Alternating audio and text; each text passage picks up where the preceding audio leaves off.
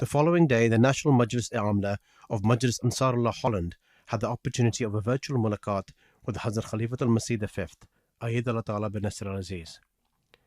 During the meeting, Hazur gave guidance to the various office bearers, including the guide Talim. یہ بتائیں کہ کتنی کتابیں آپ سال میں پڑھنے کے لیے دیتے ہیں انصار کو؟ اس دفعہ ہم نے پہلے تو زیادہ دیتے تھے، اس دفعہ ہم نے ایک کتاب رکھی ہے. کون سی؟ حقیقت الوحی. حقیقت الوحی رکھی ہے. ماشاء اللہ. ایک سال میں پڑھنی ہے یا اس کو ڈیوائڈ کیا ہے 2-3 سالوں میں؟ ایک سال میں. اچھا اچھا. تو اس میں یہ بتائیں کہ عاملہ کے ممبران نے کتنا نے پڑھ لی؟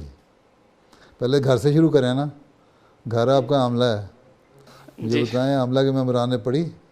پہلے تو عاملہ سے رپورٹ لینا، صدر صاحب سے شروع کریں اور پھر باقیوں کو سے پوچھتے جائیں کہ ہاں بھائی پڑھ لی، کتنی پڑھ لی. جب عاملہ نے پڑھ لی تو پھر آپ جائیں اپنے زوما کے پاس، جی حضور. پھر دیکھیں زوما نے پڑھ لی. پھر جائیں آپ اپنے ناظمین کے پاس، پھر دیکھیں انہوں نے پڑھ لی. پھر آپ غیر عہدیدار ناصر سے پوچھیں. تو اگر آپ عاملہ کے ممبران جو ہے ہر لیول پہ ان سے کتابیں پڑھوا لیں یا کسی پروگرام میں بھی شامل کر لیں تو 60% تو آپ کی تجنید کا ویسے ہی کام ہو جاتا ہے.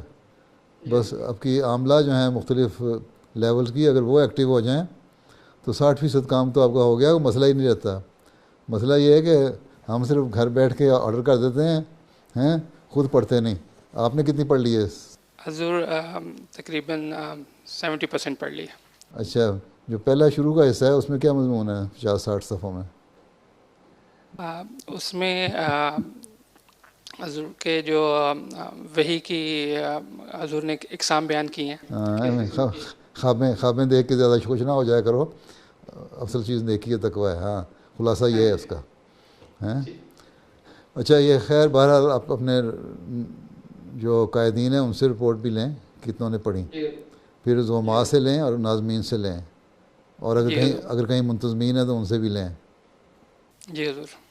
اور پھر دوسرے انصار ممبران ہیں مجلس کے ممبران، ان سے پوچھیں.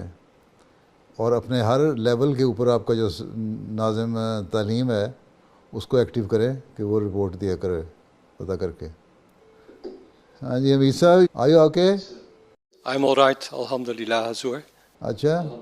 Are you strong enough to stand up? I try to do my best. No, I think you should sit down on your chair. Jazakallah, Hazur. Well, I have been appointed Rukn Khususi by Sada Sahab. اچھا رکن خصوصی، ماشاءاللہ. Yeah. So your duty is just to pray for Ansarullah that they work. That I'm doing, Hazur. Yes. Okay. Allah bless you. Otherwise you look very fine, I think. Alhamdulillah, Hazur. With humble request for prayers. Okay. Allah Ta'ala give you sound health and bless you. Ameen. السلام علیکم ورحمۃ اللہ. وعلیکم السلام ورحمۃ اللہ وبرکاتہ. خاکسار اس سال میں معاون صدر کے طور پہ اور زعیم مجلس دنہاق کے طور پر خدمات انجام دے رہا ہے. اچھا ماشاءاللہ. تو صرف آپ اور حمید صاحب ہی ہیں دو میرے خیال عمر رسیدہ اس معاملہ میں. زیادہ بوڑھے تو نہیں نا ہوئے ابھی؟ میں حضور تقریباً 70 کا ہونے والا ہوں. 70 کے؟ ہاں جی. ابھی تو جوان. تو پھر تو جوان ہے. میں تو نہیں اپنے آپ کو بوڑھا سمجھتا. جی بالکل. اچھا. میں سمجھا شاید آپ 80 کے ہونے والے ہیں. نہیں. اچھا ٹھیک. چلیں پھر بیٹھیں. Towards the end of the meeting, some of the Amla members were able to ask questions. میرا یہ سوال ہے کہ ہمارے نیشنل عاملہ کے ممبران اور اسی طرح لوکل سطح پر بھی جو عاملہ ممبران ہیں ان کے ساتھ مختلف موقعوں پر انصار کا رویہ بعض دفعہ ایسا ہوتا ہے کہ ان کی ذرا حوصلہ شکنی ہو جاتی ہے. ان کو حوصلہ دینے کے لیے کیا کرنا چاہیے؟ اگر تو وہ ان ممبران کے لیے کام کر رہے ہیں تو پھر تو حوصلہ شکنی جائز ہے، اور اگر وہ خدا تعالیٰ کی خاطر کام کر رہے ہیں تو حوصلہ شکنی ناجائز ہے. وہ تو بچے تو نہیں نا انصار. ماشاء اللہ 40 سال کی میچور عمر کے بعد انصار میں داخل ہوتے ہیں. اس کے بعد اگر کوئی کسی ناصر کی طرف سے حوصلہ شکنی ہو بھی جاتی ہے، حوصلہ شکنی ہوتی ہے بعض بوڑھوں کی طرف سے جو بندہ 65 سال کراس کرتا ہے نا وہ بعض وقت سنا بھی دیتا ہے، یا پھر بعض ہو سکتا ہے نوجوان انصار جو ہیں ان کی طرف سے بھی ہو جاتی ہو، لیکن عموماً بڑوں کی طرف سے ہوتی ہے۔ تو اس میں آپ لوگوں نے یہ سوچ کے رکھیں اور ہر ایک کو یہ بتائیں کہ ہم نے خدا کی خاطر کام کرنا ہے، اور جب خدا تعالیٰ کی خاطر کام کرنا ہے تو پھر کسی دنیا والے کی حوصلہ شکنی یا لومۃ اللائم کی پرواہ نہیں کرنی چاہیے۔ تو بچے تو نہیں، آپ ماشاءاللہ 40 سال کی عمر گزار کے پورے میچور ہو چکے ہیں، اس میں تو حوصلہ شکنی ہو بھی ہے تو کیا ہے؟ تو کیا حضرت صلی اللہ علیہ وسلم نے جب اپنے رشتہ داروں کو بلایا تھا تبلیغ کے لیے، نبوت کے مقام ملنے کے بعد، تو روٹی کھا کے سارے دوڑ گئے تھے، حوصلہ شکنی کرتی تھی، تو کیا آن صلی اللہ علیہ وسلم نے ہار مان لی تھی؟ ٹھیک ہے، انہوں نے اگلی دفعہ پھر تھوڑی دیر عرصے کے بعد دوبارہ دعوت کی، دوبارہ پہلے اپنا پیغام پہنچایا، پھر ان کو روٹی کھلائی، اور اس کے بعد بھی روٹی کھا کے چلے گئے ڈیٹ قسم کے لوگ، تو کیا حوصلہ شکنی ہو گئی؟ تو ہم تو مضبوط اعصاب کے مالک ہونے چاہیے کارکنان، تو ہر آدمی، اور چاہے اپنوں کی طرف سے ہو یا غیروں کی طرف سے ہو، پرواہ نہیں کرنی چاہیے، اور یہ سوچ رکھنی چاہیے کہ ہم خدا تعالیٰ کی خاطر کام کر رہے ہیں۔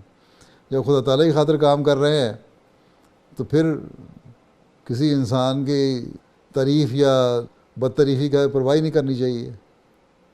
ٹھیک ہے، اللہ تعالیٰ نے جزا دینی ہے، جب ہمارے کام کی اللہ تعالیٰ نے جزا دینی ہے تو بس پھر اس سے جزا مانگیں، پھر بندوں سے کیوں کسی قسم کی ریوارڈ مانگنا چاہتے ہیں؟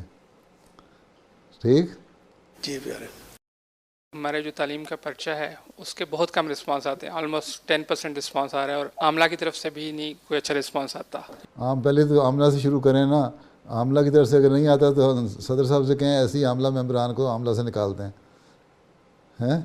ایک ہی علاج ہے کہ جو عاملہ ایکٹیو ممبران نہیں ہے اور یہ جو بنیادی تعاون نہیں کرنے والے، اگر عاملہ والے خود نہیں کام کرے تو صرف افسر بنا کے تو نہیں بٹھانے کے لیے رکھے ہوئے ہم نے یہاں ہیں۔ اب یہ کہتے ہیں آپ کے قائد صاحب عمومی حوصلہ شکنی ہوتی ہے۔